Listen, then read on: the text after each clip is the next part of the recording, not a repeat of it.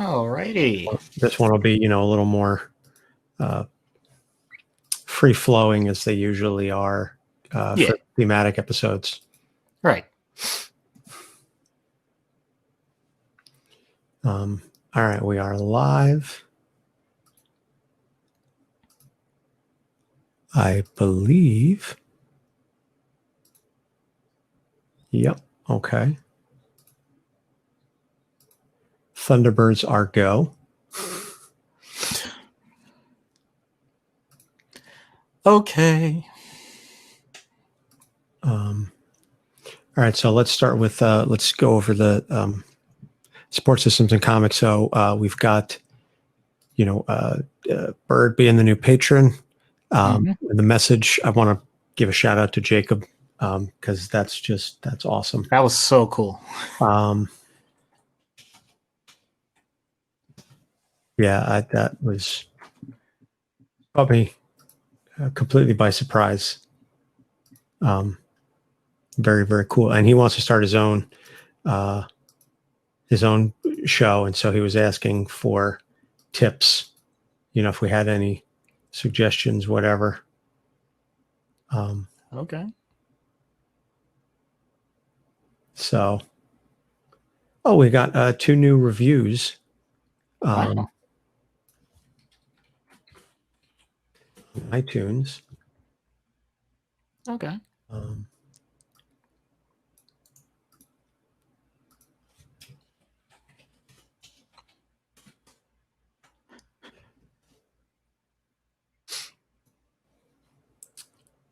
Okay, so I posted that in the book, in the notes. Let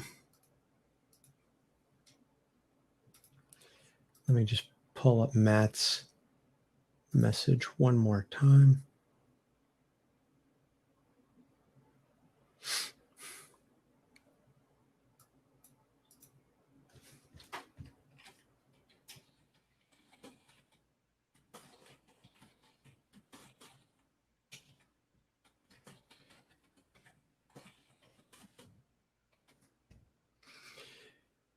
Related to rehabilitated villains. All right.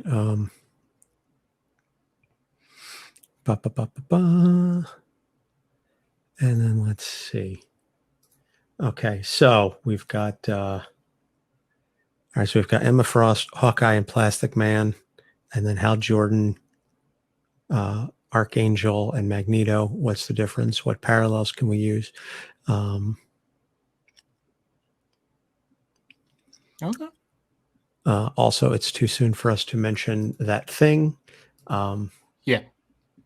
Until we get formal word. Right. And everything is official. We will just keep mum on that. We'll skip the shout out for the week because we've got a lot of other housekeeping stuff to discuss. Cool. And then I think that's it. So, all right, you got Audition up and running? Yep. All right, I am recording now on my end.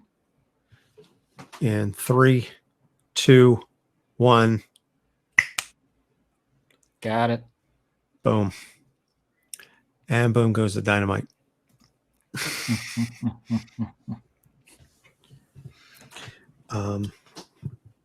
Just set up my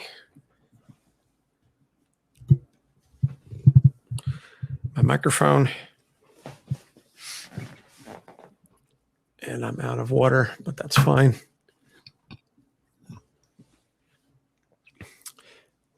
All right, you ready to do this? Absolutely. Okay. Let me just bring that up. Why won't I? To enlarge. Okay, I don't see any comments. All right. Ready to go in 3, 2, Hello and welcome to Capes on the Couch, where comics get counseling. I'm Anthony Sitko. And I'm Dr. Issues. This is issue number 86, as requested by our present level patron, Matt. He is requesting, once again, one of his theme episodes. We love Matt's themes. And this time it is support systems in comics, specifically related to rehabilitation of villains. So kind of a broad topic, kind of a very interesting topic. We're going to get into that in just a sec. But as we always like to start with a little bit of housekeeping. First off, we have another brand new patron, long time, not just friend of the show, but good personal friend of both mine and Doc. Our friend Dan is a patron of the show. And so thank you, Dan. I thought I'd spend a little bit of money on your show. Since I'm saving money, not decorating my house and keeping my office have with the aesthetic of a bombed out refrigerator. Wow, you really went in with the inside joke there. I was going to say that joke is only going to make it's only going to be understood by about 3 people, but all 3 of them are laughing their ass off right now. So that's all I care about. Well, you would think that, and yet your description in the mockery was actually very clear about what he was doing. So, yeah. To explain for the 99% of you that don't get the joke, our friend Dan, we video chat every week when we play our weekly poker game, and it's all play money, I swear. And he streams from an office in which the walls are completely bare. Like they just bought the house not that long ago, but he's like, "Oh, we're working on all these other things. We've got all this other stuff going on." So it's like, yeah, okay, but Dan, like put some decorations up on the wall behind you so it doesn't look like you're in like a padded room. It's funny. And of course we love Dan. I mean, he was a groomsman in both of our weddings. I conducted, I performed his ceremony when he got married. We've known him. I've known him as long as I've known Doc. We went to high school together. So he's a good friend and we do love him, but, can't let him go without busting his chops just a little bit. So. That's right. Segueing from the ball busting to something a little more serious, but in a very, very good way. I just want to give a shout out to one of our fans, Jacob, a newish fan, who sent us this amazing message on Instagram. And he said, your podcast helped me get through some really shitty times in the last couple of weeks. I'm just wrapping up my undergrad degree in psychology and I want to do something with addiction. And Doc's way of speaking about psychiatry and practicing has genuinely reaffirmed why I wanted to take this path. When I didn't really feel like studying for my exams, I'd find an episode where you examined a character with said disorders or behaviors I was being tested on. And, so Jacob is also looking to start a podcast of his own. So naturally, I offered some assistance. He wants to do sort of what we do, but he wants to cover more anime like characters. And so I said Doc would be all about that. I said because I don't know anime at all, but Doc I know that's much more in his wheelhouse. So, yeah. Everything from the sublime to the ridiculous, like boba boba bo boba bo, or some of the more serious things like Now and Then. Man, I really think I'm with it. Yeah, or Now and Then, Here and There, which is the English translation because I can't even say the Japanese version. But yeah, there's plenty. Oh, I think the only anime I've ever watched was Pokemon. When I was younger. Which is fine. It's fine. Not knocking it. I have a familiarity with some of the anime, and I know that recent episode of DuckTales that we were talking about where there were numerous anime references. I was like, okay, I know Lupin 3, I know Astro Boy, I get the general vibe of the aesthetic. I just don't know anything more than that because that's all I know through the zeitgeist. But in any case, Jacob, thank you so much. We really appreciate it. Messages like that are what really help us keep going. Not that we need the help, but it just gives us that boost to just make us feel so much better about why we do what we do. So thank you sincerely for your very, very kind words and best of luck. I hope you get all the awesome grades in your undergrad, and congratulations on finishing up your degree. And when you go into grad school, if there's ever anything that you need, shoot us a message, and we'll be glad to help with that, the podcast, or anything else, because it gives us the warm and fuzzies. Yep, amen to that. Last, since we're following on this, let's read what we have. A couple of new reviews. So one of the reviews left on iTunes, a 5-star review from Emerald God, who is also now in our Discord. So shout out to him. Doc and Anthony break down superheroes to a level that makes you go, things that make you go, I can't help it. They allow us to dive into the minds of characters to not only reveal a little bit about the character and how they see the world, but they also open them up and show us how we can make them more relevant and real. In a world full of would-be icons, this show helps bring modern-day mythologies up front and personal. Thanks, guys, for a great show. I am hooked. So, always wonderful to feel appreciated, but always wonderful to actually create some impact. That's even better. We say all the time, that's one of the reasons why we do this show, is to open up that conversation, to destigmatize these discussions, and to help folks think about what it is that goes on in their life and how they can become better, how you all can become better people, and how we can become better people. I know I certainly feel like I've grown and matured and learned so much throughout the course of doing this show. And I can only hope that we continue to have that kind of impact on our listeners as we progress and move forward, bigger and better things. And as we said, stay tuned for all of you who enjoy this show. We've really got, fingers crossed, we've got some really good stuff coming down the pike that we hope we can announce in the relatively near future. So, all very, very good things. But in any event, let's get started on the actual show itself. So as we said, this is Support Systems in Comics, and Matt wants us to talk about villains that have gone good and attempts to rehabilitate villains that have not worked out. And so we can examine what the differences are between the success stories and I hesitate to use the word failure because I don't want to look at it like that, but things that didn't go as intended. And then when we get into where we would normally discuss treatment, we can discuss some of the corollaries to address recidivism in the real world. And I know that that's something that we discussed talking about with the Mental Health Avengers for maybe the next episode or a future episode, but we can sort of pinpoint it just a little bit for this episode and just look at, like I said, the villains that have gone good, and then also maybe sometimes some heroes went not so good. And so I think there's a couple of famous examples of villains that have gone good. So we'll start with that. And the three that pop into my mind, and I was trying to not show favoritism to one publisher or another, though I'm much more familiar with the Marvel characters. I want to throw in some DC characters as well. So you've got Emma Frost, Hawkeye, and Plastic Man. The Hawkeye we did already, although we did only do the Matt Fraction run, but we have covered that character. And so if you want to know a little bit more about Hawkeye and what he's gone through, you can go back and listen to that episode. But Hawkeye started off as a villain, and he ended up being recruited into the Avengers by Black Widow, who was herself a villain turned hero.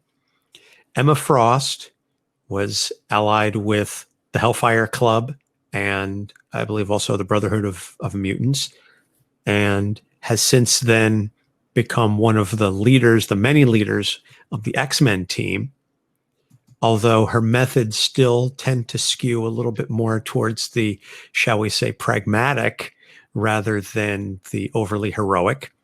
Brutal.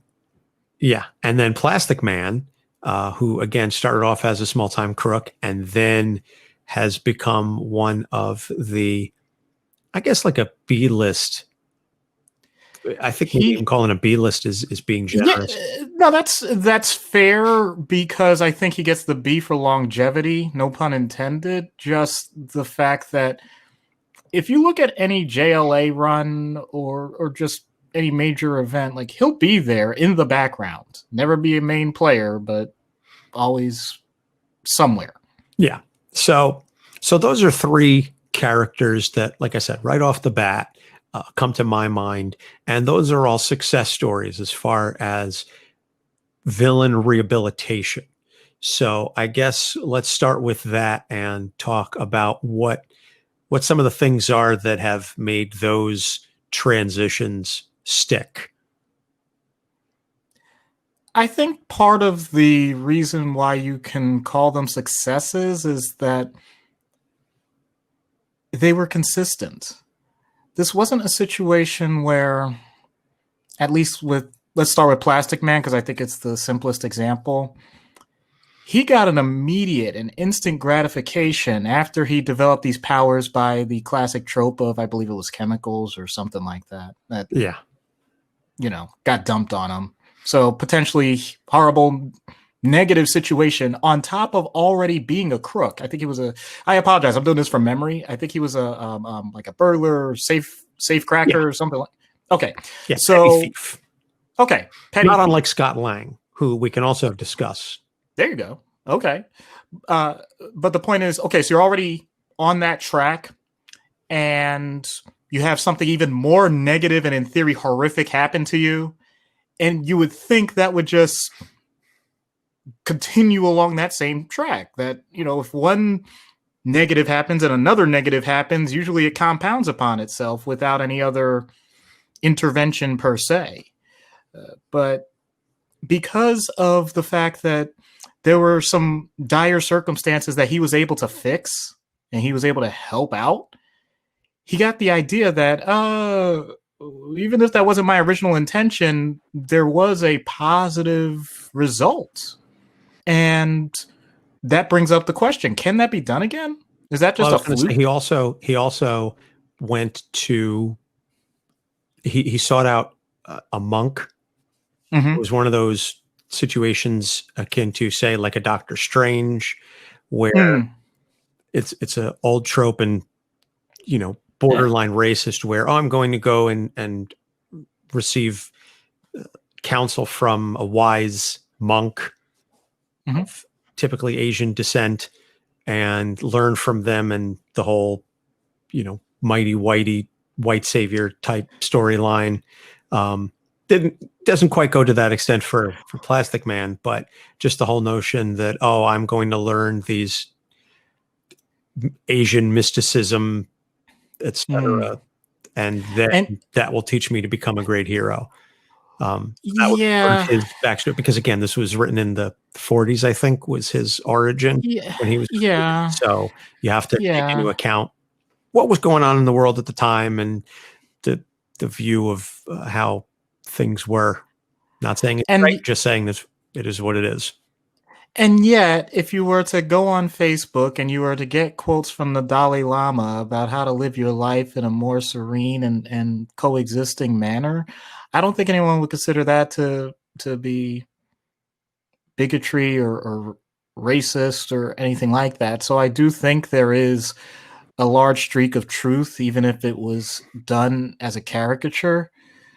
Fair enough. Well, to get to the point with that one, the idea is, if you have the type of background where you can kind of start over, where you can have not a totally clean slate, you can't erase what you've already done, but if there is a clean break where you have the opportunity to have someone intervene and, show you something that you may not have even come close to thinking about or experiencing.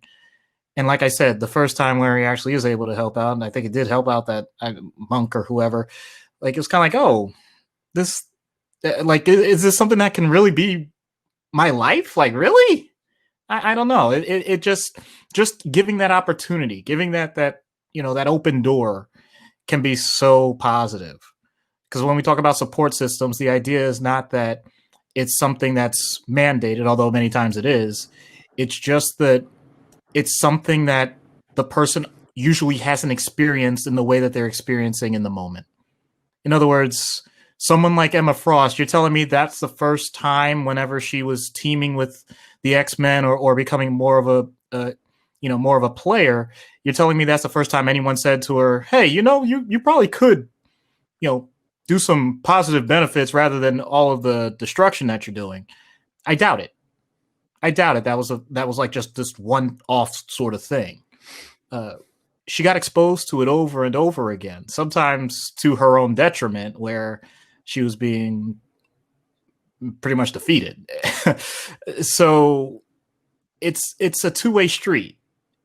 She had the opportunity where, as a as a person with mental abilities, she could actually see the possibilities of what's going on with other people and realizing that this is not all just my way or the highway. I could possibly have some other benefits if I actually work with others in a way that's not totally selfish and domineering. Like, I say all this with hesitancy because you could, as you pointed out, you could still see some of that in her personality, that it doesn't just completely go away.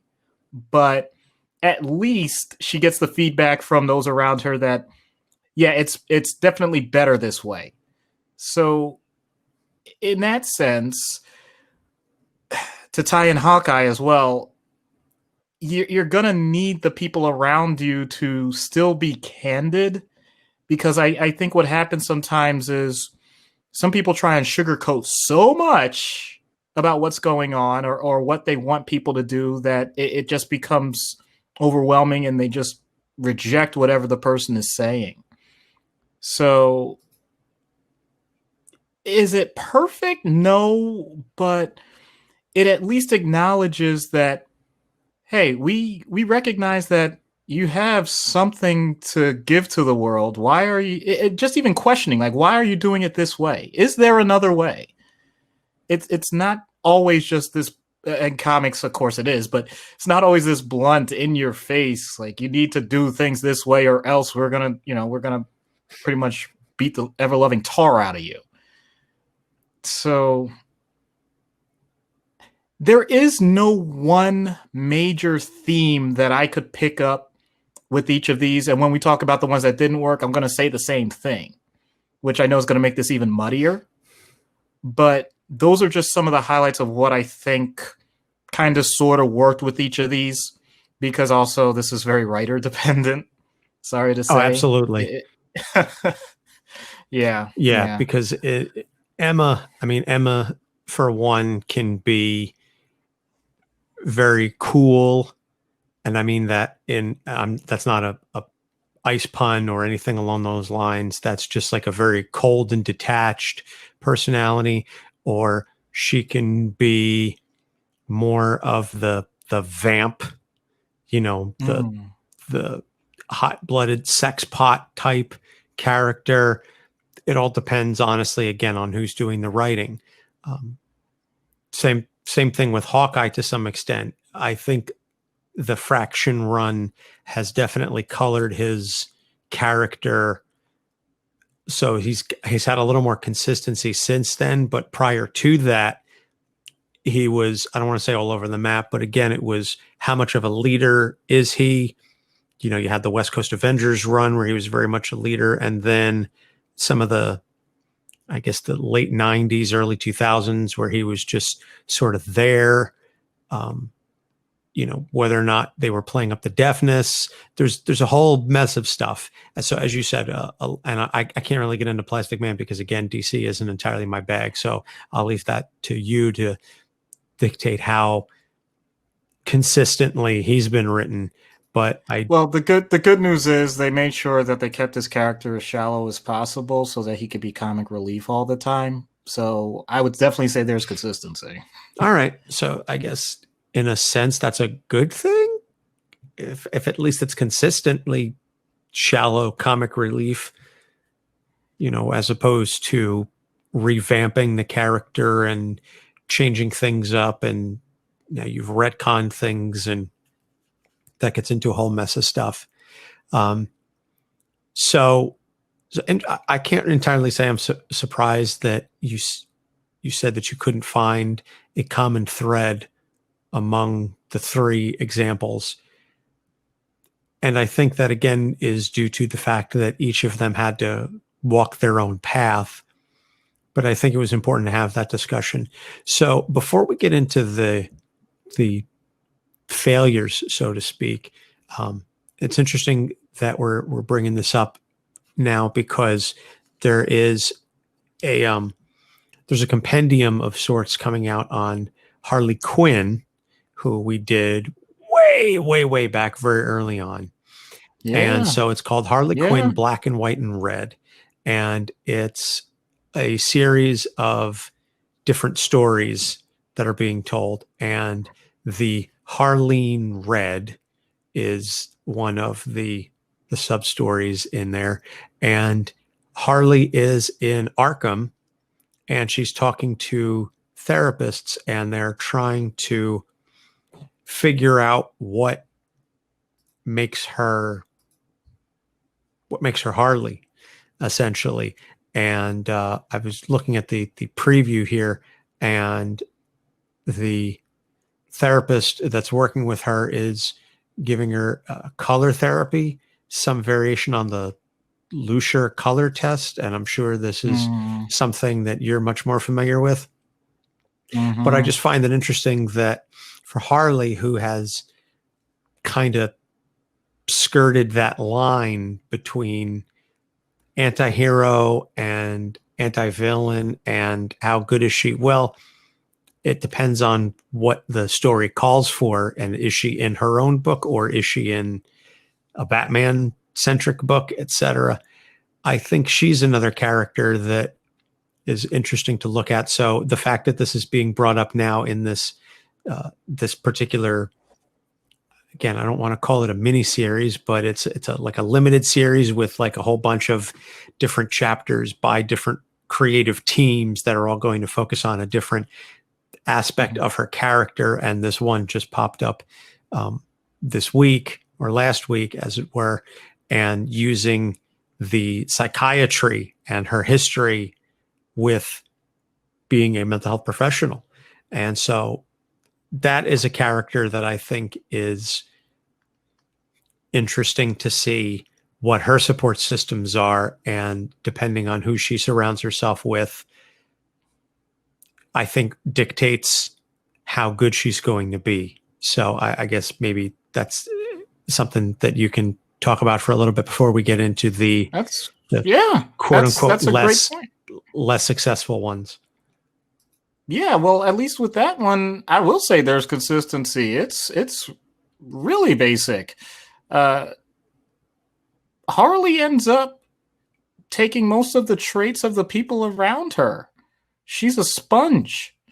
When she's around the Joker, she becomes this subservient, almost vicious, I don't want to say heartless, but less understanding human being that revels in destruction, revels in chaos. When I know it's kind of a mini rehash of the episode that we did on her, but when she's with Ivy, she is much more caring. She wants to have a mature relationship. She still can do things that may be considered unethical, but at least she knows where Ivy's coming from, as opposed to Joker, where who knows why. It's just because comics.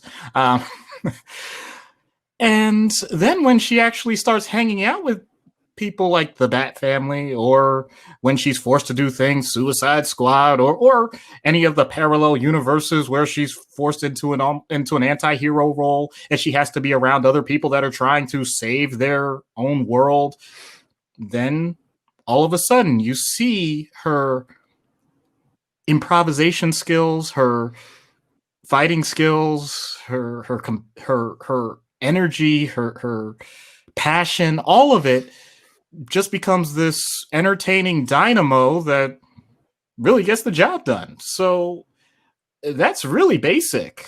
that comes down to the idea that a more positive and loving fostering environment is going to on on the majority of situations produce a better situation than a very negative and abusive, horrible, uncaring environment is going to do. It's that simple.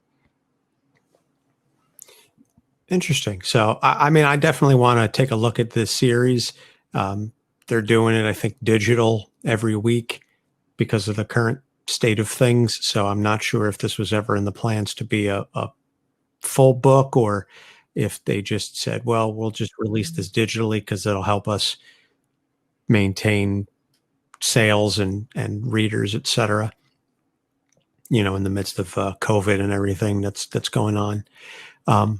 But like I said, so that's something that I'll definitely be interested in checking out. So pivoting then to the less successful cases, and this is, I would say, situations where maybe a hero went bad or a villain tried to rehabilitate themselves, but it didn't stick, etc. And so we've got, again, we'll talk three cases, and we can get maybe a little more in depth into these. But Hal Jordan, who was Parallax, and then the Spectre, among others, Archangel Warren Worthington III, and one of the most famous revolving heel face doors in all of comic books, Magneto. So we'll start with Hal, who I think definitely deserves an episode by himself. But Hal Jordan famously lost his mind. Well, I hate to be pejorative like that, but he had a break and fully embraced the yellow fear entity known as Parallax. And but the main thing with that is the idea that where was that fear hidden? It was hidden within, I think it was within the Great Battery, right? Like, I think so, yes, which is why all the Green Lanterns had the weakness to the color yellow, because Parallax was hiding, so to speak, within the original Green Lantern, the main power battery on Oa. Yeah. And the reason why I wanted to interject and bring that up is because this may get a little philosophical, but I think that's important. The Green Lantern Corps is one of the most strongest entities, like organizations that you could imagine. And the idea that they could be brought down by one of their own because of a weakness within their own system that they never actually addressed for years, decades, centuries, however long it was, and it just blows up in their face. I mean, literally, like Hal just destroys everything. He gets all the green rings at one point. He just goes to town in a way that nobody in the DC universe could understand, at least when it was at its apex. And the whole point was, Hal, wait a minute. You have the Green Lanterns itself. You have the Justice League. You have the biggest positive support system. I know we just mentioned that with Harley. You have the biggest positive support system you could imagine. How does something like this ever occur? So what's the failure there? And I think I'm going to talk a little bit about more of the idea of the professional side of a support system. Families always have their flaws. Families are always going to have their ups and downs, their breaking points, and it's the natural part of human nature. That's redundant, sorry. The natural part of humanity. But with a situation where you have a structured external organization that has a purpose that may not always incorporate the needs or wants of its own individuals, that can lead to people becoming disgruntled. That can lead to people saying, well, all right, things are great now, but believe it or not, we're kind of seeing that with our current society. We thought, and as a doctor, I thought my job was foolproof. I was never going to be fired. I was never going to be in a bad spot. And yet there were a lot of doctors that pretty much lost everything because of COVID, because there weren't any elective surgeries. There wasn't anything that could be done to earn money, and therefore, even though they put all this training in, they couldn't just turn around and say, okay, well, I'll just get another job doing something else. They had a lot of obligations too.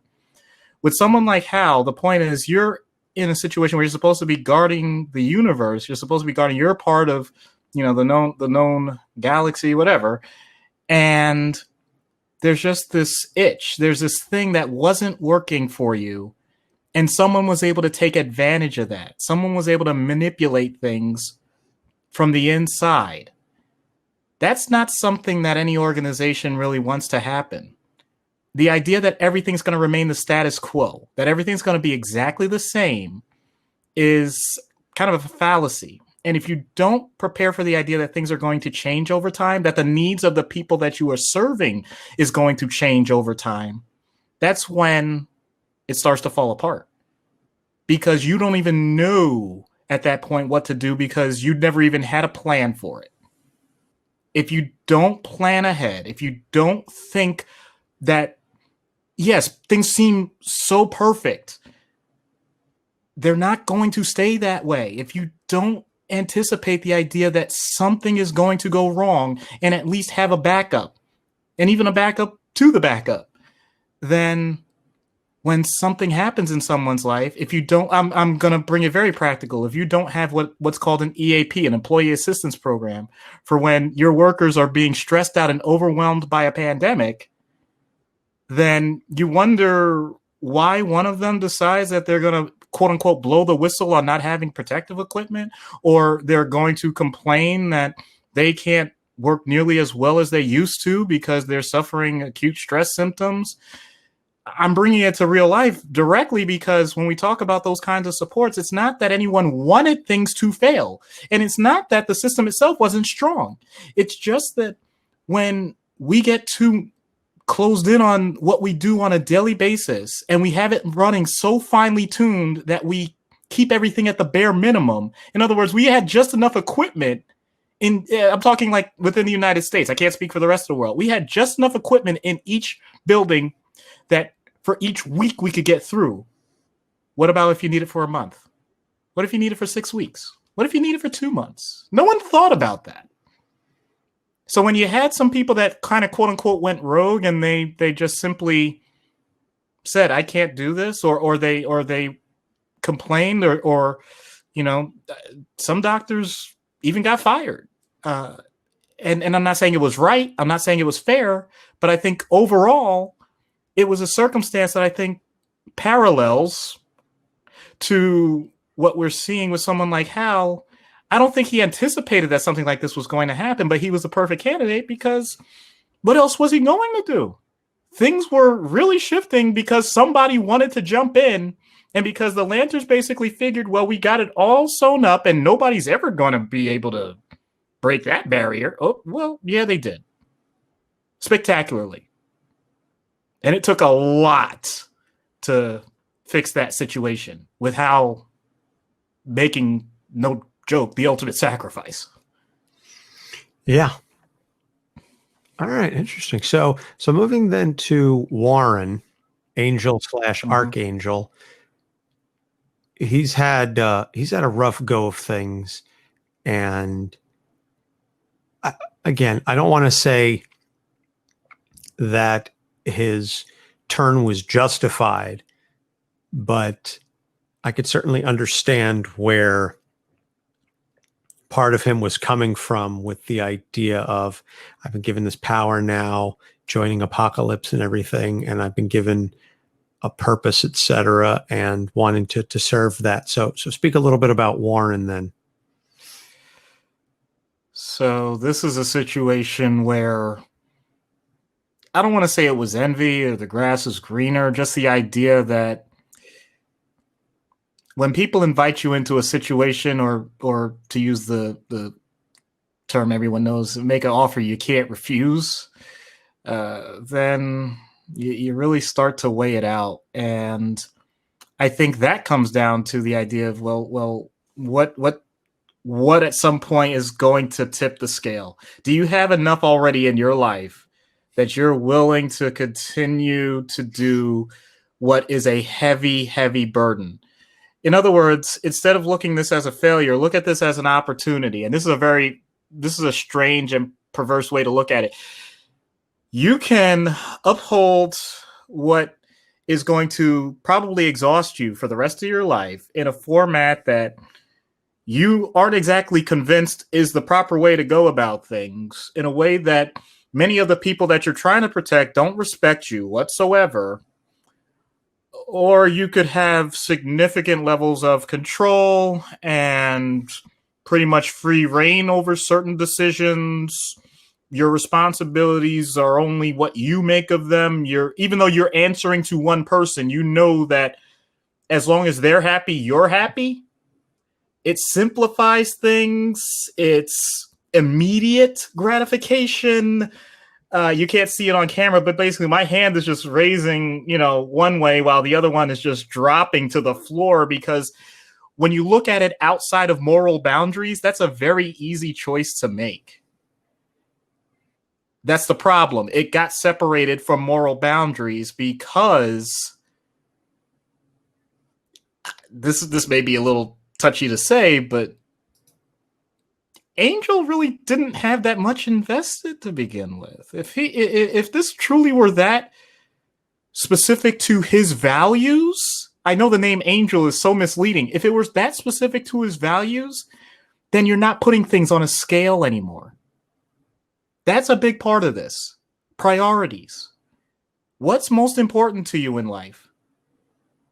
If it's that famous, Jay-Z and you can run the piano riff right now, money, I'm not going to finish it, but, I'm sorry. I'll go with the locks. Money, power, respect. If that's the most important thing to you, then that's easily manipulated. If it's more about the good of the world, and that truly is what's most important to you, then it doesn't really matter what people throw at you. So sorry to say, I don't want to make it sound like it's a moral failing, quote unquote. I'm saying that a person found at a vulnerable point with their priorities being manipulated, it makes it simpler to just go with the quote unquote easy choice. And I forgot who said this, but I think it really pertains. Easy choices, hard life. Hard choices, easy life. I've seen a thing recently that it said, hard times make soft men then make bad choices lead to hard times, hard times make great men make hard choices. I'm mucking it up somehow, but okay. At this point, I'm saying I think everyone at this point knows what you're trying to say with that. So yeah, leave it alone. So then moving to Magneto, then Magneto is again such a fascinating character. He's obviously gone through so much trauma, and his distrust of man is very well founded and certainly rooted in reality and real life psychology and things of that nature. And yet he still sometimes will take the lead with the X-Men. And I know we discussed it back in our episode where we examined the relationship between Magneto and Professor Xavier. But it's that bond that they have, I think, is what brings Eric around to at least temporarily see the light. But why doesn't it stick? Or is that because the writer says it doesn't make for a compelling story?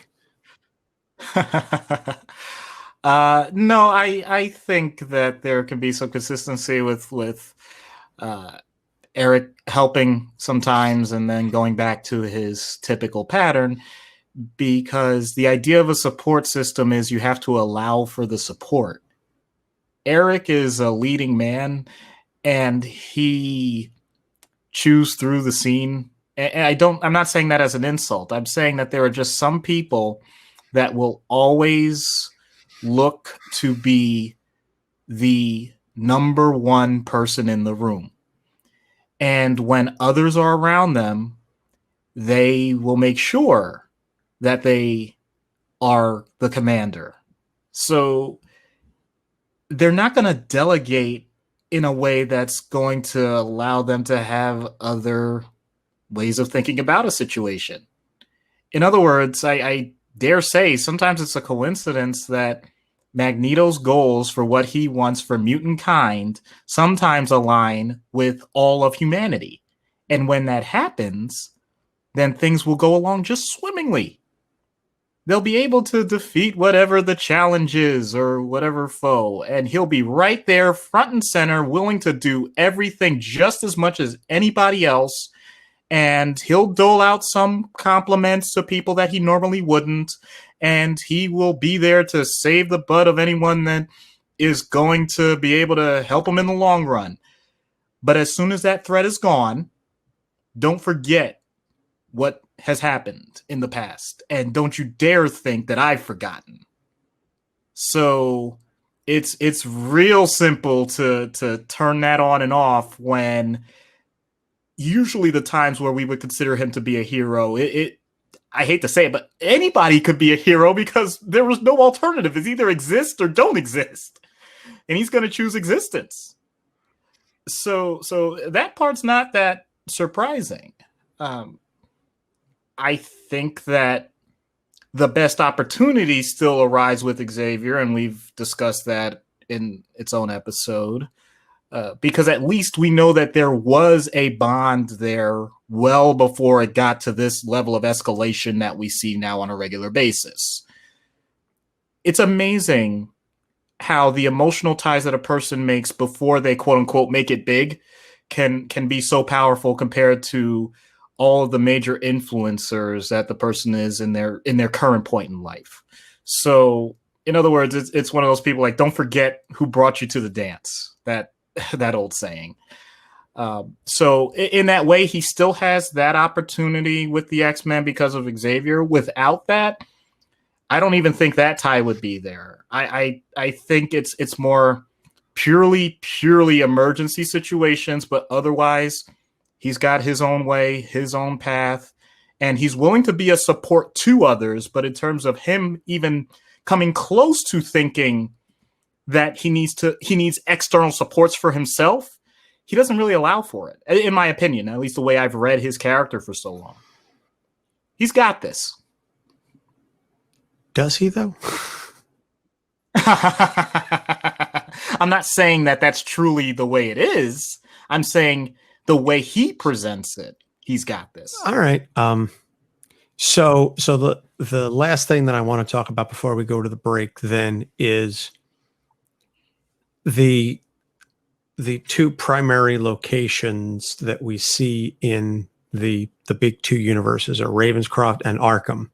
And we've talked a little bit about, at least we focus primarily on Arkham and the multitude of failures at that particular institution.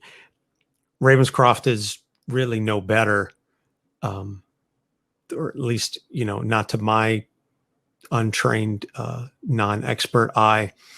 But what would those locations need from your perspective as a practicing mental health professional, as well as now someone who is, more of an administrator or has some administrative knowledge and experience? What would those locations need in order to be more successful in providing rehabilitation to the villains, and we'll just even say just the out and out villains that are being housed in those facilities? What resources would they need in order to be successful at creating a more lasting and potentially permanent positive change? Wow. It's kind of a big question, I know, but go big or go home with these thematic episodes, right? I have no problem with that. So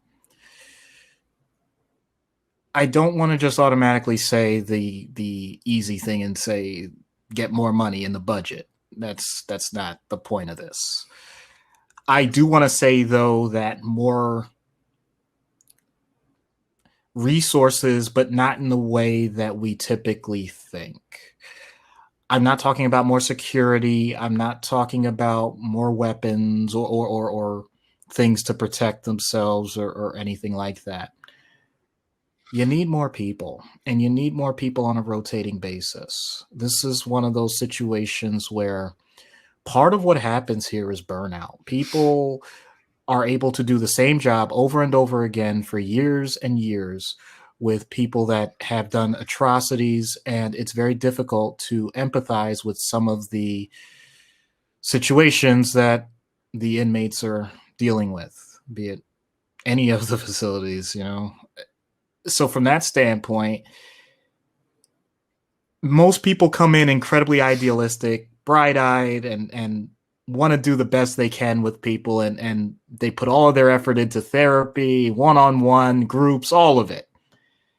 And then someone gets attacked. Or someone just flat out says they don't care. Or someone is sick and now you're doing double the work because you have to make up for someone else that isn't able to be there.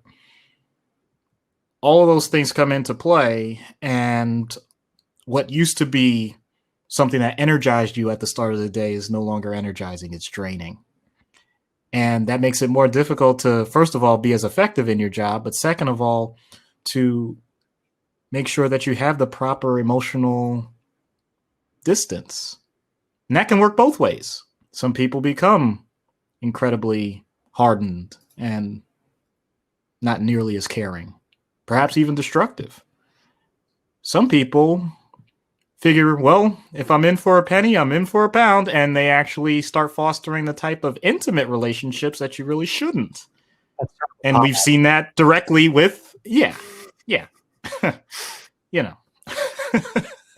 But my point is, I think sometimes we think too much of, okay, if we know let's say one doctor can see this many patients in a day, and this one therapist can lead this many groups in a day, and we just leave it at the base numbers, and we don't really think about the idea that if we want to have a lasting and ongoing system, I don't like the idea of churning people either, but my point is we need to have the flexibility so that people can have downtime, people can recharge, people can have sessions amongst themselves as professionals and be able to regroup, rather than the idea of, okay, I'm going to see these same people every day the same way, expecting a different result. Because I know it's kind of farcical, but still, that is the colloquial definition of insanity.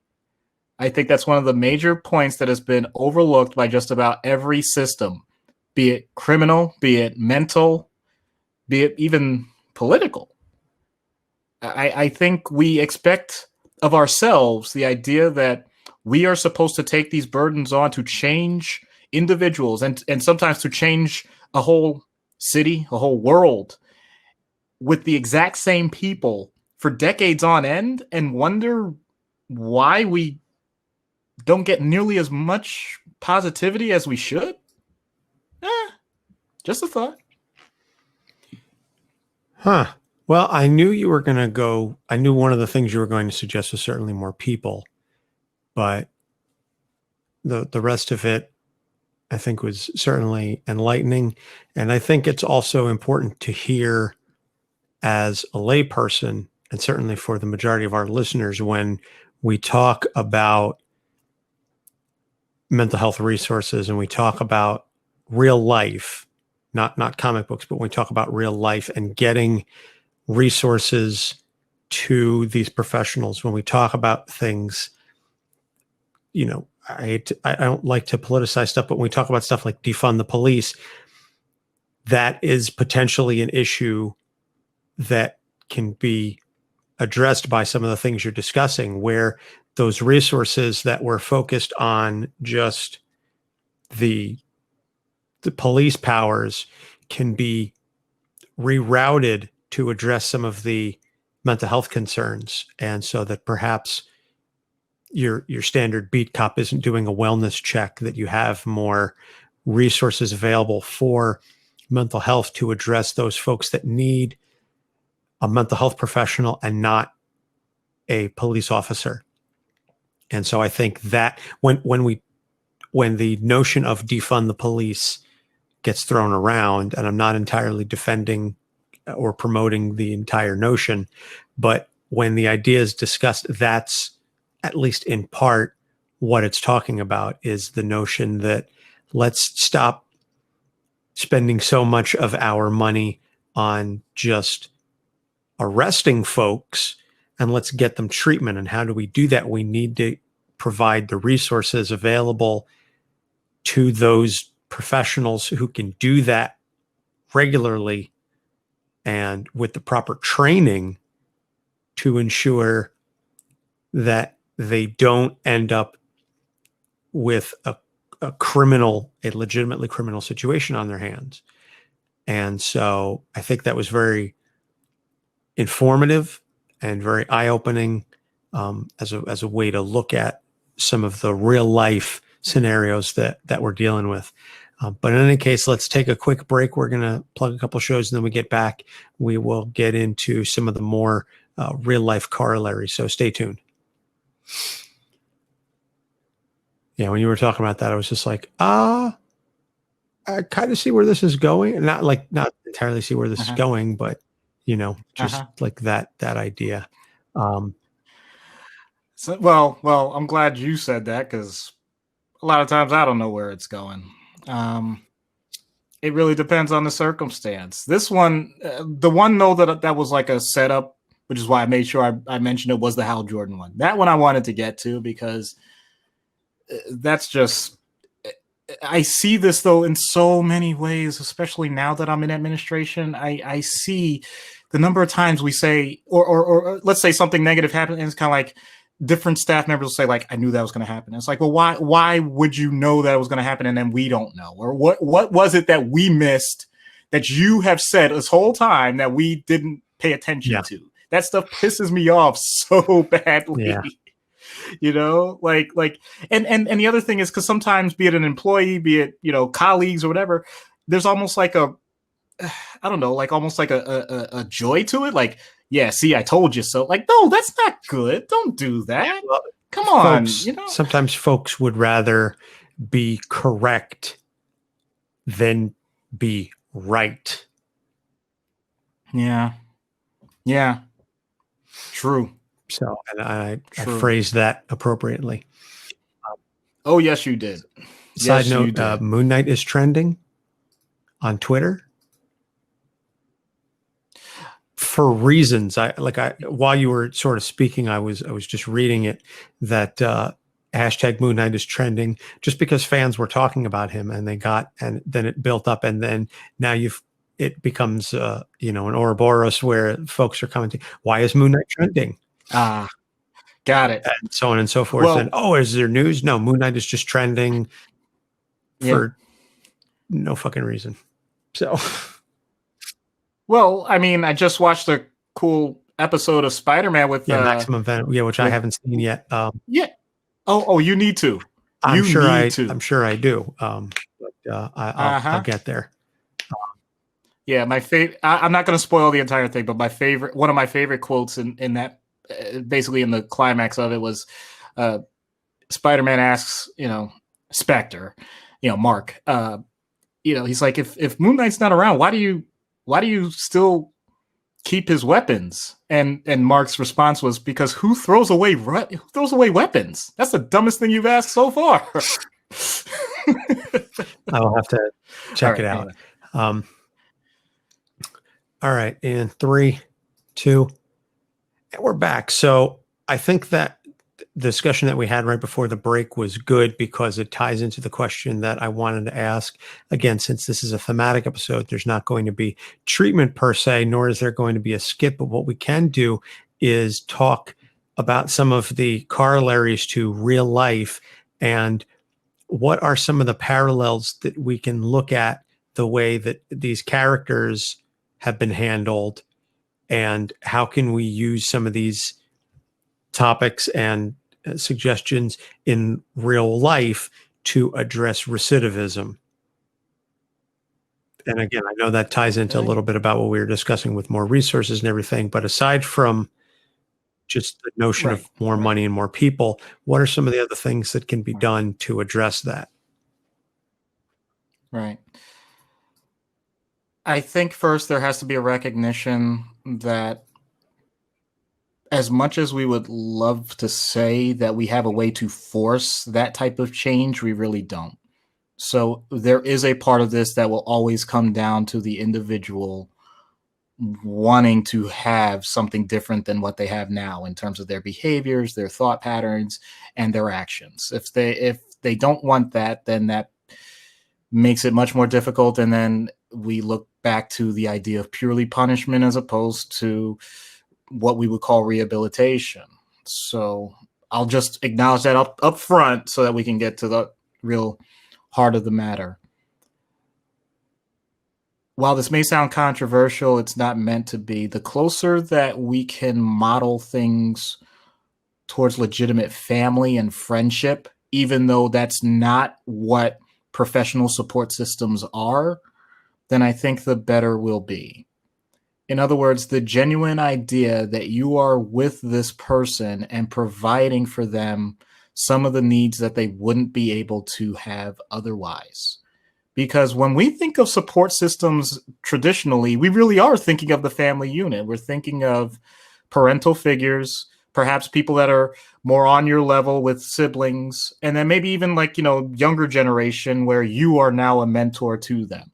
The idea that is that it's its own self-perpetuating system. There's a clear necessity of someone that's going to be in charge, someone that's going to be leading, someone that's going to be right there with you, often having similar, if not the same experiences, or even a variety of experiences that you can continue to grow and learn from. And the idea that you're going to continue to foster that with people in the future based on what you've learned. If you can get that chain going, then that's really the type of support system that can work. I know I'm going to go ahead and use what's considered a failure with Hal Jordan when Parallax hit, but the idea of the Green Lantern Corps and the idea that there are people that are always going to have to be within that system that are going to have to step up to the plate. And when you do, we'll show you what it is that you need to do. And then from there, you know that at some point you're going to have to work with these people and you're going to have to show them what to do. And then at some point, you know that the people that you taught are going to continue to teach, et cetera, et cetera. I think when you have that in place, then you're going to have consistent results. So within this, we could talk about substances. We could talk about the idea that people that quote unquote are considered criminals because it's against the law to use certain things. They end up in an environment where they may not understand exactly what it is that they're supposed to be doing. But once you all of a sudden get them connected with things like AA or NA, or now we are in a position where we have trained professionals that also may have a history of a substance use background that can understand it greater than I ever could. And therefore make a deeper connection than anybody else, regardless of what the degrees are. So when you have that part of it, in addition to that, you have what was their original family unit, obviously wanting them to get help. And you tie that into it because now they have a motivation, be it for their children or be it for their parents or their siblings or whatever.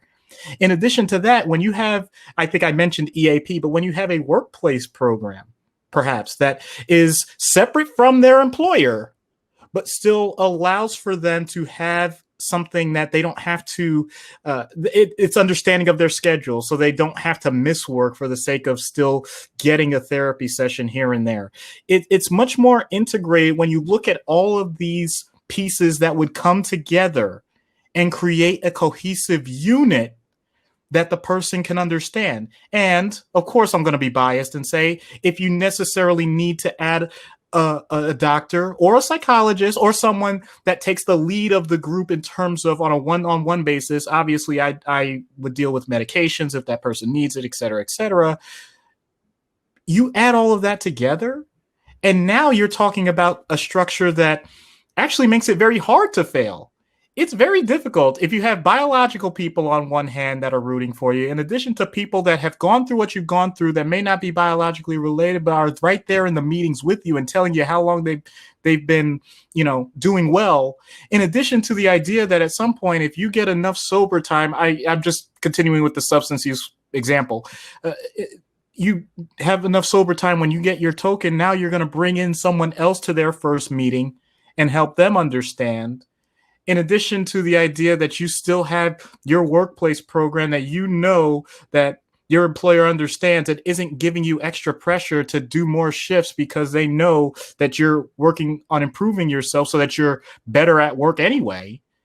When you add all of that together, how do you fall through the cracks? It can still happen. I'm not saying it won't, but I am saying that it's simpler for people when those setbacks happen, that they're going to be able to make them small setbacks instead of gigantic ones and completely fall off the map.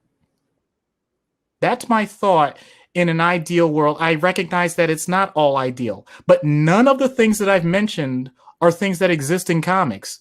They're not. What I mean is they're not just based in a fantasy. Every single point that I just mentioned is an interaction that I do on a daily basis in my current job. So it's not as if the pieces aren't there. It's not as if the system isn't there. We have a lack of coordination. Many times these things are in their own individual spheres that don't really interact nearly as much as they should.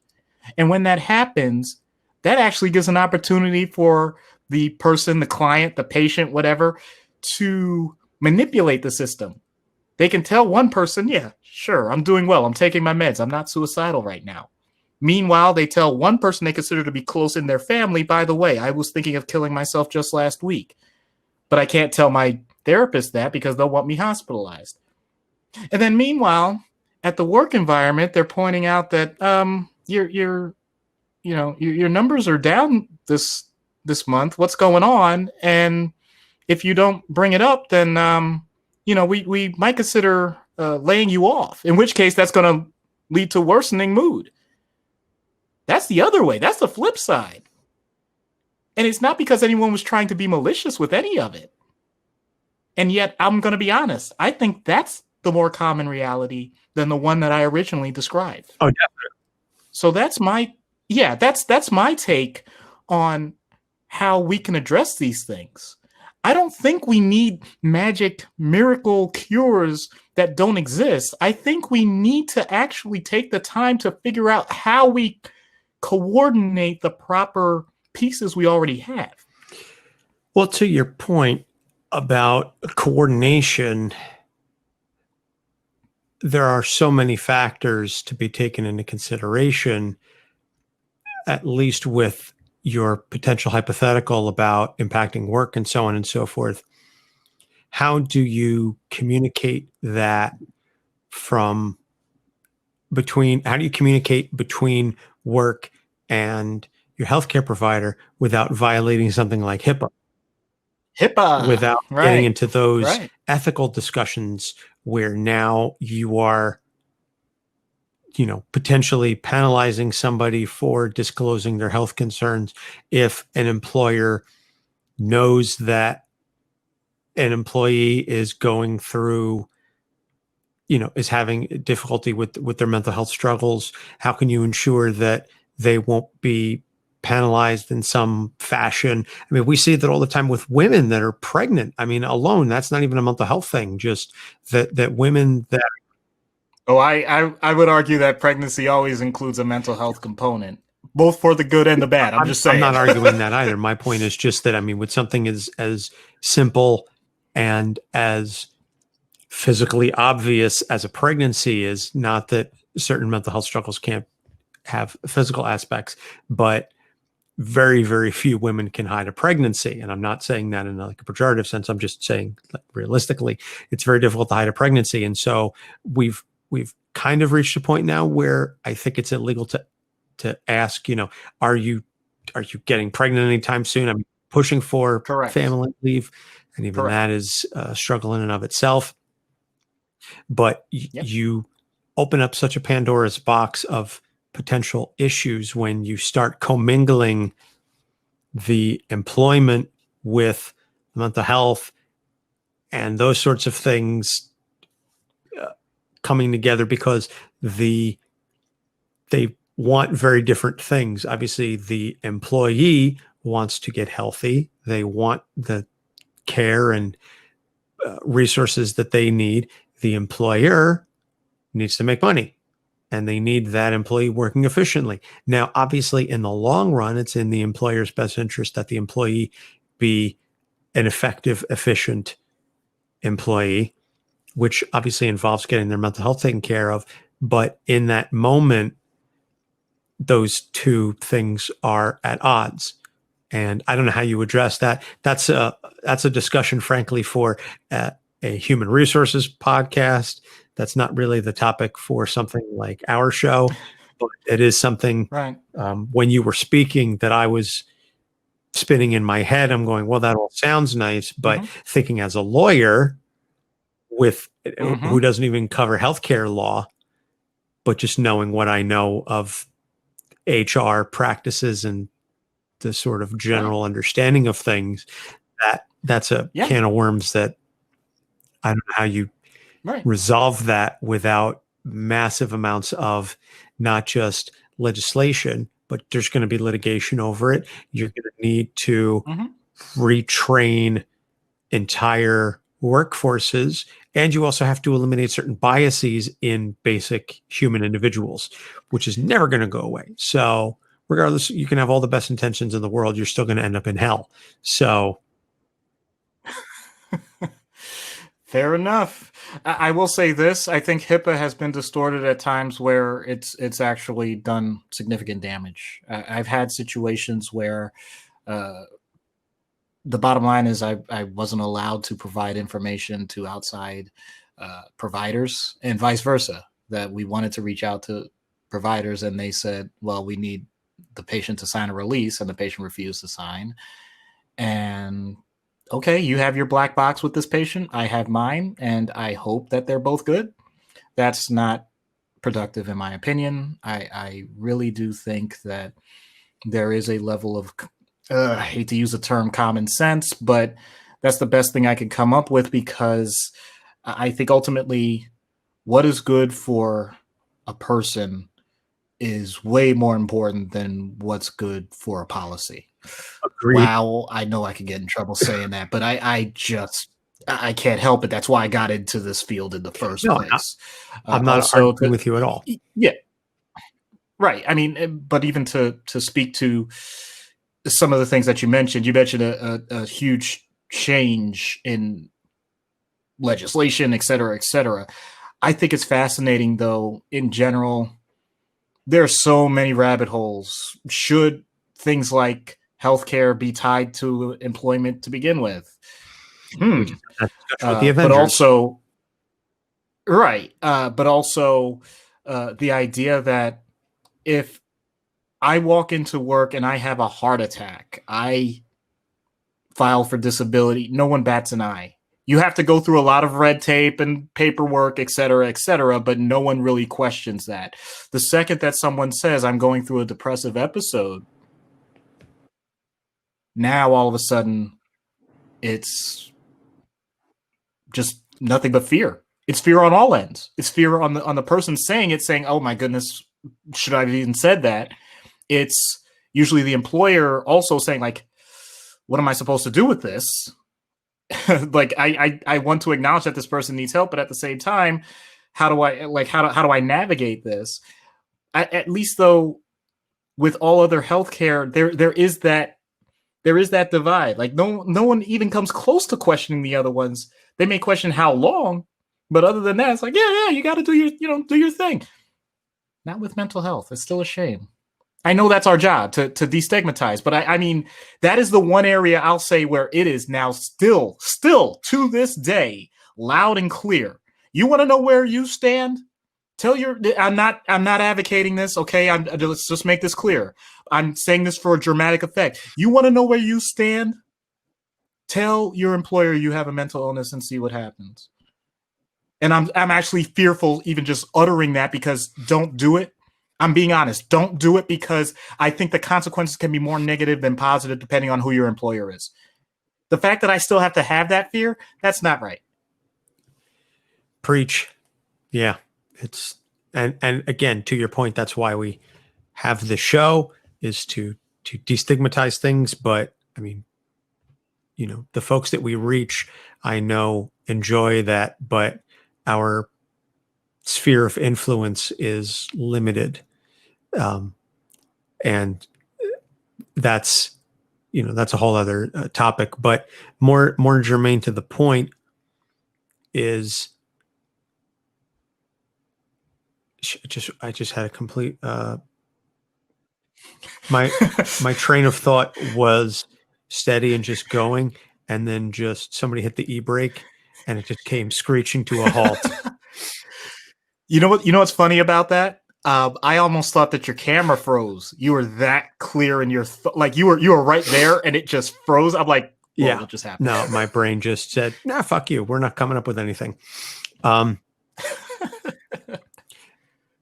But I'm trying to get back to it. But I mean, we see so many times that the way we talk about mental health is so vastly different from the way that we talk about physical health. And until we start talking about mental health and physical health as personal health in the same umbrella, in the same mindset, things aren't going to change. We're still going to end up with, oh, I've been depressed. You just have to get through it. Well, smile. That'll help.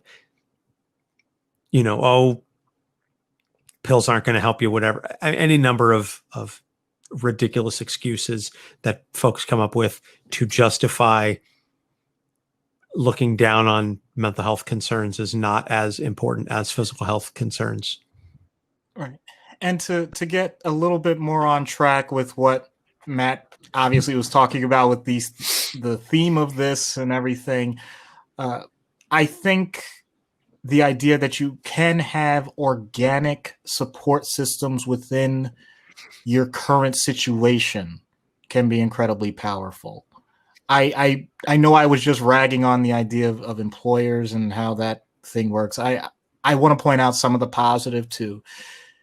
My employer specifically, but also I know plenty of other employers, they do have wellness programs. They do have opportunities even during the day for people to do things that are considered, positive mental health and emotional activities that can benefit everyone around them and foster a better environment. So I know that it's happening. I'm just frustrated that it's at a glacial pace. And so if that's going to be the continuation, then rather than waiting for those things to get to the level that they should be, pointing out that there really are dedicated societies, for example, NAMI, the fact that we have organizations that really do the grassroots work of making sure that people understand for whatever particular thing you're going through are out there, that is way more important than anything that we were just talking about. Making those individual connections within those groups, absolutely amazing, life-saving even.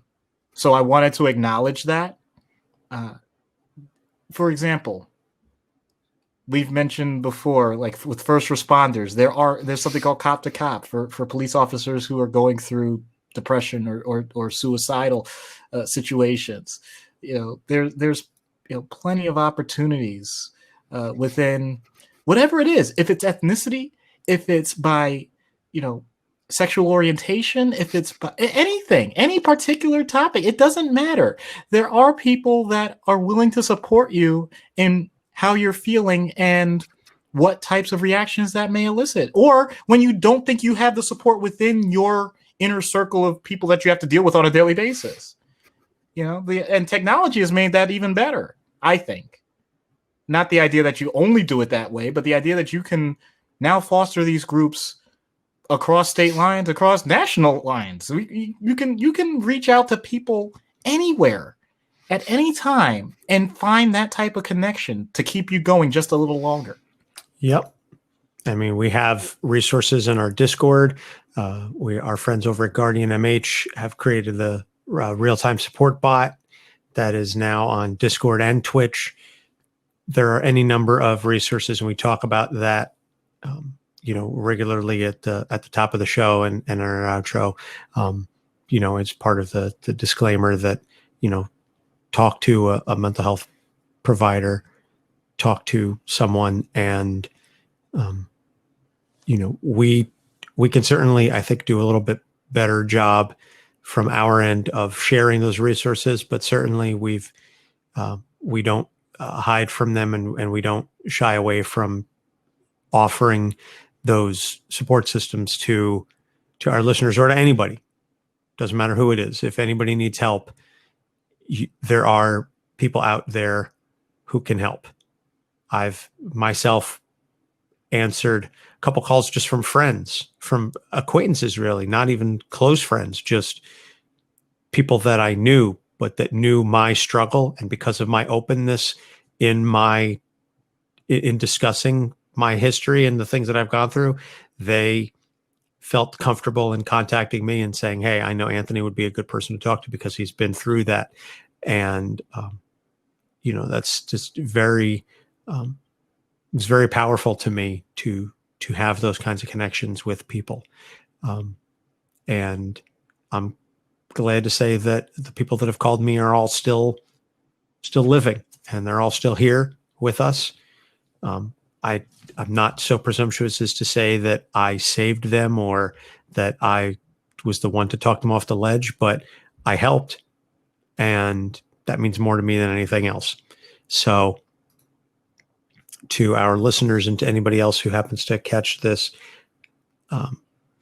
either watching or on Discord or what have you, you are not alone. And to borrow the words of good friend Kate over at Ignorance is Bliss, you matter. And it's the truth. You do matter to us and to someone out there. That's just how it is. You matter, and there are resources available. So to that end, we hope that you can find the support system in your life that helps keep you going. I know Doc is obviously part of my support system, just as I know I'm part of his.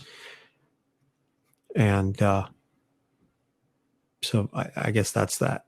I don't really know where else to go with that other than just to continue rambling on.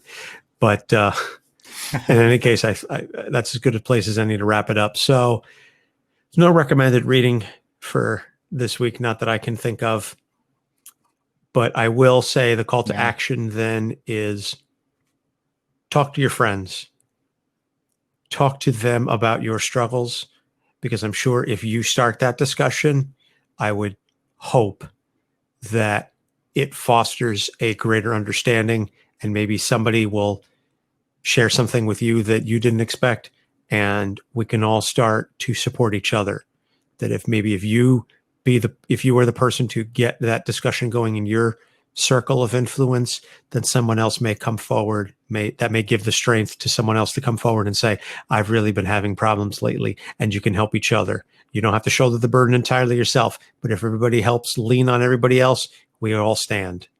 And I think that's very important. So that's our call to action this week, is have those discussions with your own support systems. So next week's episode is the character Redacted. Very excited about this one. Very excited to talk about this very big name character that we have not yet tackled. But I don't even know how this got started, but now I feel at this point we can't back down from it because we made it into a thing. So now it's just a secret character. I don't even think we're going to live stream the recording session. We'll do it, and that'll be that. And then you won't know who it is until next week when it releases, and you'll see, issue 87 character name, and you go, "Oh my God, I can't believe they did this character." So looking forward to that. Then Eeyore. Thank you, Brian. Stop that. Stop downplaying it. Then Eeyore from Winnie the Pooh. Oh, goody. And it is going to be good, man. And then Seriously. Reader from the Inhumans, a certainly lesser known character, but Ruby likes to make her offbeat picks every once in a while. So I'm looking forward to this. Certainly going to be a short read because the character has been in like 30 Right. issues total, maybe. So certainly not going to be difficult to get the appropriate amount of research done on that episode. So thank you again to our new patron, Dan. Thank you so much, Bird. I'll see you at poker. Thank you again to Jacob for your fantastic words, and thank you, Emerald God, for your amazing review. You can review us on iTunes and Podchaser and maybe Stitcher. I think one or two of the other major platforms that do allow it, but I know Apple Podcasts and Podchaser are the two big ones. So if you leave us a review, we'll read it on the show. You can email us at capesonthecouch@gmail.com. Our website is capesonthecouch.live. We are on Facebook, Instagram, and Twitter at Capes on the Couch. And we've got a TeePublic store, and which was not on sale last week. I got an email like late the day before. It was like Tuesday night going, oh, sorry, we've actually been kind of swamped with our orders and we can't offer you the sale that we had. Oh, So I no. apologize for last week telling everybody, hey, go to our TeePublic sale and go to our TeePublic site. Everything is on sale, and it wasn't. So unfortunately, I didn't get that notification until well after the episode had been recorded and it was already in the pipeline for release. So apologies. But the store is still up and you still can get cool stuff with our logo and the Why Because Comics logo on it. So that's going to do it for me. Doc, any parting words? I don't have any parting words per se that are going to make the main episode, but I just have to get this out because this thing's about support. This is a song, if you've ever seen the show Boondocks, I just got to do this because it's the theme by Ashiru. I am the stone that the builder refused. I am the visual, the inspiration that made ladies sing the blues. I'm the spark that makes your idea bright, the same spark that lights the dark so that you can know your left from your right. I am the ballad in your box, the bullet in your gun, your inner glow that lets you know to call your brother son, the story that just begun, the promise of what's to come, and I will remain a soldier till the war is won. Sorry. Don't be sorry. Just had to do that. Don't be sorry. That was cool. Certainly a hell of a lot better than the turtle power I spit last week. So for Doc Issues, I'm Anthony Sitko. Thanks for listening. We'll see you next week. All right. Save that and now hop over to because we're going to do Saga. Keep that up and running. Oh, doggone it. Audacity is freezing on me, so that's not cool. It does it sometimes. It still records. It's frustrating because I gotta wait for it to clear up so I can. I was like, no, I got it. It's just, damn it. Let's see. Well, like I said, I'm ready to roll. All right.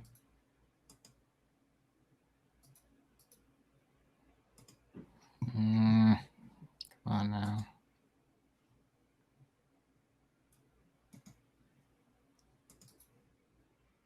All right, this is taking a little longer than usual. You know what? I made disconnect only because I want to make sure that this is saved before doing anything else. Okay. Doggone it. All right, give me a second.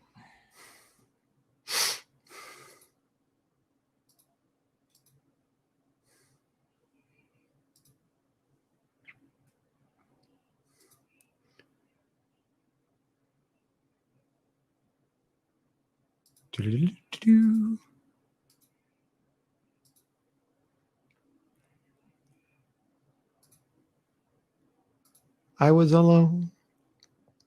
I was all by myself. When no one was looking, I was thinking of you. Oh, yeah, did I mention I was all by myself? All by myself. I went to your house, but no one was there. There's a hidden track off of the Green Day album, I think, that was on Dookie.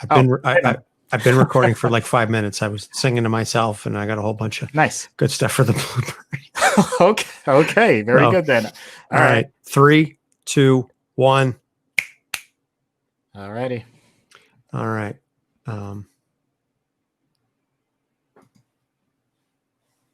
Let's see.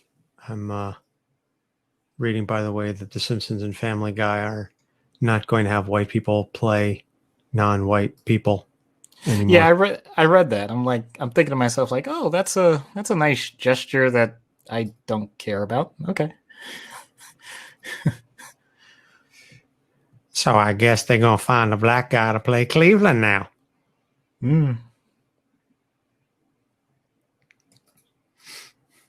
Everybody knows the balloon on the mailbox is an international sign for party over here. All right, let's get into Saga because we've got 25 minutes before the live stream ends. Got it. All right, and 3, 2. Hello and welcome to the Patreon exclusive trade paperback review for Capes on the Couch. I'm Anthony Sitko. And I'm Dr. Issues. We are going to be talking Saga Volume 1. This is, as we said, part of our monthly, as part of our monthly Patreon trade paperback reviews. So let's just dive right into this one. I know this one is coming off the heels of The Wicked and the Divine. Mm-hmm. So let's see how this one stacks up. Saga, created by Brian K. Vaughan with art by Fiona Staples. Saga number 1 came out in March of 2012. This is an Image Comics release. So Alana and Marco are star-crossed lovers, and in the very beginning of issue 1, Alana gives birth to a baby girl who they decide to name Hazel. Alana's and Marco's worlds are at war with each other, and so both sides are hunting them down once they've realized that a member of their side has not only fallen in love with someone from the opposite side, but had a child. So Marco has kind of sworn pacifism to protect his daughter, but Alana isn't quite so ready to leave the violence behind. They are attempting to leave the planet Cleve, which is where they met, where Marco was a prisoner of war and Alana was in charge of guarding him. Meanwhile, Prince Robot the Fourth, or is it Robot IV? That's never really exactly clarified. I'm just going to go Robot the Fourth. Prince Robot the Fourth is assigned by his father to capture Marco, and meanwhile we have several mercenaries on the hunt for them as well. The Will, the Stalk, and we know that there are several other mercenaries that have been hired. Alana and Marco encounter a group of dead spirits in a woods and befriend a young girl named Isabel, who agrees to help them leave Cleve in exchange for bonding to Hazel's spirit, because apparently that's the only way that Isabel can leave, is by bonding to the spirit of someone born on Cleve, because her spirit is tied to the planet, and unless she's connected to someone born on Cleve, she has to stay there. And so they leave the planet in a rocket ship made out of a tree. I'm not making that shit up. Yep. 100% absolutely fucking true. They leave the planet in a rocket ship made out of a tree, but they are found by Marco's parents in space because Marco broke his sword, because the only way that the rocket ship would take off was through a great sacrifice. And so Marco broke the sword that apparently had been in his family for generations, and the sword that he swore he would never unsheath again. Although, spoiler alert, he unsheathes it in an effort to protect Hazel. Hazel, by the way, is narrating the story throughout most of it. Right. In sort of like I'm an adult now, but I'm telling the story from when I was a kid. It's very interesting. There's also way more sex and nudity in this book than I had definitely anticipated. I wasn't going to bring it up, but yeah, it was a little awkward only because anytime I read these things, I'm usually we have an open floor plan for our house, the main area. So I was always in the kitchen / living room area, like on our middle island. And it's very awkward. It's not for you, dumbass. I'm just saying. The point is, it's very awkward to have that, let alone my wife, but my daughter like in a separate room, and then anytime she would like start running up, and I'm like, minimize. So yeah, that made this a little difficult to get into the flow of reading. Alt tab, man. Alt tab. Just whatever. Switch to a different window.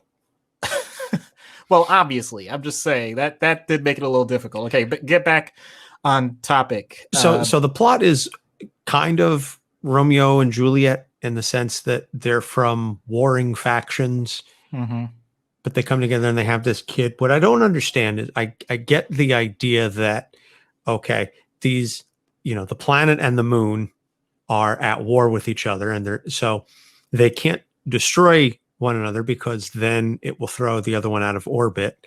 So they outsource the fighting. I get that part of it. What I don't understand is what difference does it make if they run away? You've got so many soldiers fighting your war on either side. What difference does it make if these two run away? Because wait. I'll go ahead. I'll just jump in. That's the poison pill theory. If you have one soldier that defects and is able to provide either information or just plain old starts helping with reinforcements, helping training, help anything. I mean, you just don't want to take that chance. I can understand that. Now what I was going to say originally, you mentioned Romeo and Juliet. I was going to nerd out a little bit and say I really, really enjoyed this story when it was versioned out as Gundam Wing 8th MS Team, with basically the exact same premise, in space a bit more, and pretty much a similar conclusion, with the exception of they had it backwards. It didn't start with them having a baby. It was more that they eventually get together and start thinking of a family. So yeah, we're kind of doing this in a little bit of reverse. But either way, this is something that's not new.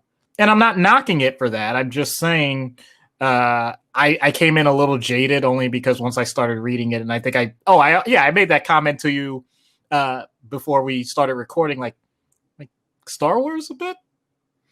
Yeah. Well, I mean, Brian K. Vaughan described this as Star Wars meets Game of Thrones. So from that aspect, I mean, listen, no story is brand new. Every story, you can go Joseph Campbell and I'm not going to get into that, but I enjoyed it. I'm not saying that this is like the greatest story I've ever read, but I found it to be just it was a little, I don't want to say confusing, but it was a little overwhelming with all of the stuff going on with the robots, and the robots are fucking, but they've got like TV heads. But the robots, they kind of remind me of Android Andy from Marvel, who was like a major supporting character in Dan Slott's She-Hulk run. That's sort of what they looked like, but like skinnier versions of that with their faces. It was like they would show the screen, and it was like, there's an image, and then okay, no, we can't have that. And then the discussion that Marco and Alana are having about Hazel and like her wing bleeding and stuff. And he's like, why are you getting into this sort of barbaric stuff? And so I was like, is this like circumcision? Like, is this the discussion that they're having? Like, is that like the corollary that we're supposed to draw here? That like, they're going to cut her wings or something like that. And it's supposed to be like circumcision. And she's like, oh, but it's cultural and it's been done for thousands of years. And he's like, it's fucking barbaric. Yeah. Easy parallel to draw. And then, like I said, just the notion, I found Isabel to be a very interesting character. And again, I've only read volume 1. I do intend to read future volumes, but I found Isabel to be a very interesting character. Just the notion of how, I guess, just chill she is with this whole thing. I mean, she's a kid who's literally missing her bottom half because she stepped on an errant landmine. And she's like, I don't even know who put the landmine there, but I died. And this is all cool, but I'm willing to help you. And I was like, what? Okay. You just seem awfully cool for kid. Not that I'm saying she should have been jaded. It's what she knows. It's what she knows. That's it. Like, it's, to be honest with you, especially when you think of it from the spirit standpoint, like it's not much different than if you lose a life in a video game. You know, if you come back a different way, okay, cool, let's roll with it. Or hobble with it, or claw your way along because you don't have extremities with it. I don't know. The way they built up the stock, as I did like the dynamic that she had with the Will, where it was like bickering, and he's like, you know, you fucked around, and she's like, it's what I do, and he's like, no, there's an ethics behind this, and she's like, yeah, fuck off. So I found that dynamic to be very interesting. And then, spoiler, she gets killed. Yeah, you know, or at least she gets shot. I don't know if she's dead, because I don't know what. Right. Again, what I happened? mean, it looked pretty darn clear to me, but whatever. Yeah, it looked very clear to me, and just her visual aesthetic reminded me of Evil Spinneret. I don't know if you read Spinneret, the webcomic. I know I'm aware of it. I can't quite place it. Well, Evil Spinneret is like, she's, I think, like a drider is what they call it. Okay, we got too much technology. I'm just looking this shit up. All right. Well, while Doc looks up to compare the stock, we can keep talking. Evil Spinneret. I'm going to say that I enjoyed the character design. It was just a little creepy with like her like 8 eyes and everything, and then like the multiple legs and stuff.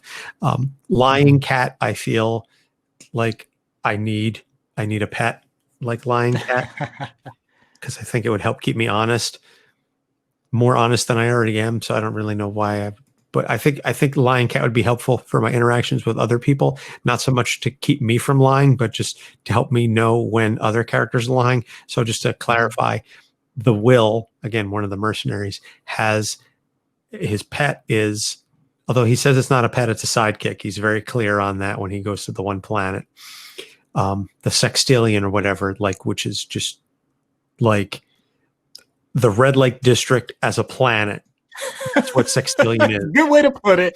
It's a planet, one giant planet-wide red light district where literally anything, you can fuck anything, you can fuck anyone, anywhere, anyhow, anytime, including children, because, you know, so the fact that the Will, this is like a little side plot, whatever, but the Will is just like, I'm not going to go on the hunt for these people because, you know, my ex is on the hunt for them. So fuck it. I don't care. So he goes to this Sextillion planet to get his whistle wet. And then this, like, you know, pimp with like this, you know, beyond ear to ear smile is like, oh, I've got just a thing for you. And it's a 6-year-old girl. And the Will goes, fuck you, you know, squishes his head like a grape. And he's like, we're getting out of here. And then he encounters her, I guess, or like the bottom bitch, so to speak. I'm you know, but yeah, to be honest with you, even though I read this and I didn't really have a problem getting through it, talking out loud about this, I'm just like, wow, this is way more awkward than I thought. Yeah, there's a lot of shit going on in this book. So the bottom bitch shows up and she goes, oh no, she's not allowed to leave the planet. Otherwise her arteries will harden unless you want to pay like $650,000. And he goes, I don't have that much money. And so takes the version of like the diamond card that his employer gave him, was just like, here's your Diamond American Express card. This will cover any and all of your expenses. And so the bottom bitch is like, this is mine now. If you want her, I'm just going to charge literally everything to this card because I know your employers will pay for it. And so he's like, so now the Will is like the Mandalorian with Baby Yoda. Yeah.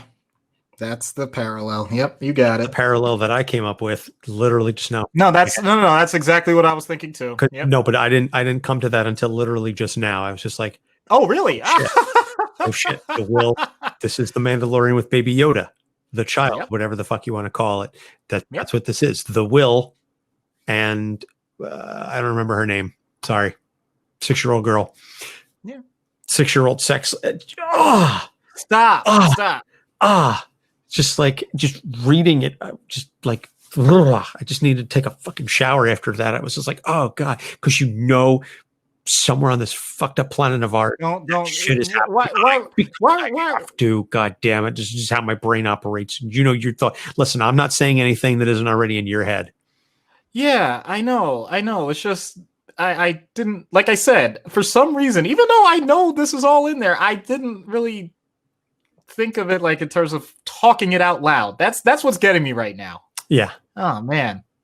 Saying all this stuff out loud, I think is helping though. It's helping me process what I read because again, I enjoyed it as incredibly fucked up as it is. Yeah. I did enjoy it. Yeah. Not as great as The Wicked and the Divine. Right. It wasn't as hooking as that. Okay, so I do still want to get in. Let's talk the artwork because I know we. Yeah. Yeah. I did thoroughly enjoy the art. I thought it was consistent. Oh yeah, that's more than I could. Well, no, I'm not even saying that lightly. I think that's more than I could say for the last couple of books that we were reviewing. So. Really? Because I thought The Wicked and the Divine was... The Wicked and the Divine I loved. I just thought there were just a few times where I got pulled out a little bit. That's all. I thought the artwork... Okay, so total opinion. Artwork... I hate to do this because I know they're not comparing each other in any other way, but artwork in Wicked and Divine, I think, had a greater peak. I think this was more consistent. I don't know if you understand what I'm saying with that, but I just feel like there were a couple of I think there were a couple of panels in Wicked and Divine where I was just like, okay, what the hell is that? As opposed to this one where I just knew page after page after page exactly what I was seeing, and it was fine. It was fine. So now we didn't do a full trade review of Y the Last Man, but we did read it for our Yorick Brown episode, and that was also Brian K. Vaughan. Yeah. So comparing Saga and Y the Last Man. What are your thoughts on which story you found more or which book you prefer overall? Why? I'll tell you why. It's basically that this one suffered in my head because of all the other comparisons I was just making to everything I knew. At least with Y the Last Man, I don't know of any other stories, or at least that many other stories that are such a unique premise. This one I felt just riffs on so many other things I've already read or watched or whatever. So it just kind of falls into this muddle in my head of, like I said, combination sci-fi, romance, fantasy. Like, I don't know. That's just my take. I do have to say that, gun to my head between Y the Last Man and Saga, I'm going to go with Y the Last Man. Just on the overall story, I found the characters to be a little more interesting. Again, not that I didn't enjoy Saga, not that I'm not going to continue reading it, but I just found the story of Yorick to just be a little more hooking and overall compelling. Having said that, I think it's because with Y, I liked the characters that they had set up. Here, I want to know more about the world. I want to know. Well, not just that. I'm sorry, I jumped in there. Well, no, I mean, that's fine. I think the Will is the most interesting character in the book so far, and I want to know more about him. Alana and Marco, okay. So they're on the run. They're going to protect their daughter.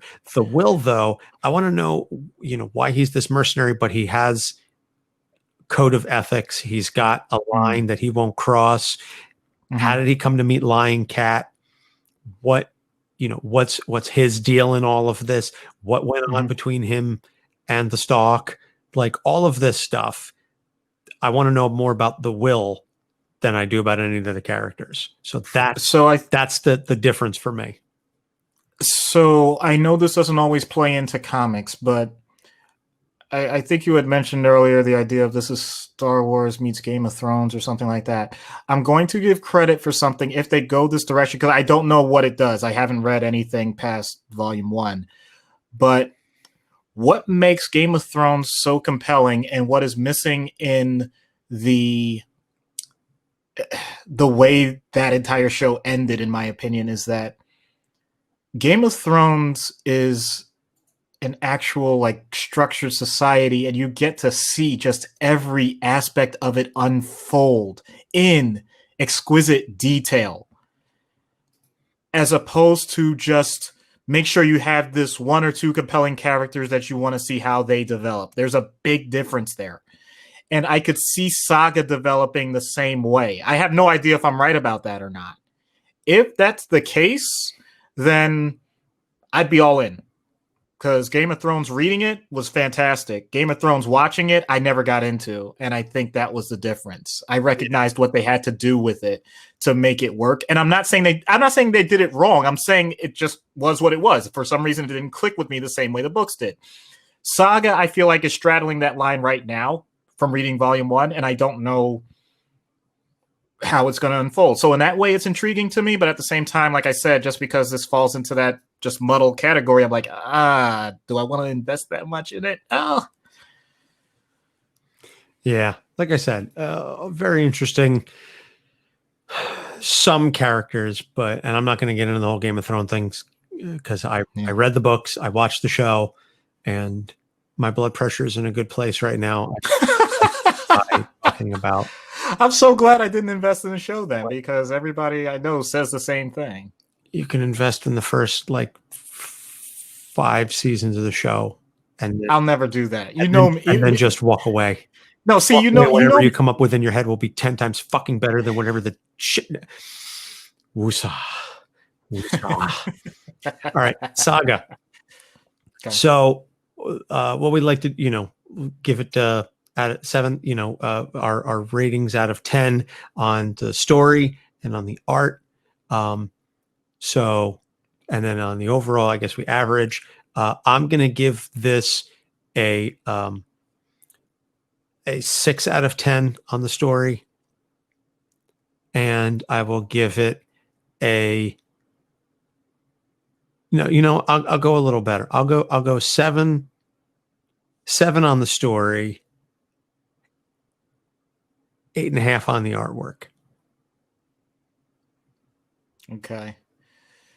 So that's 7. Yeah. So 7.75 average.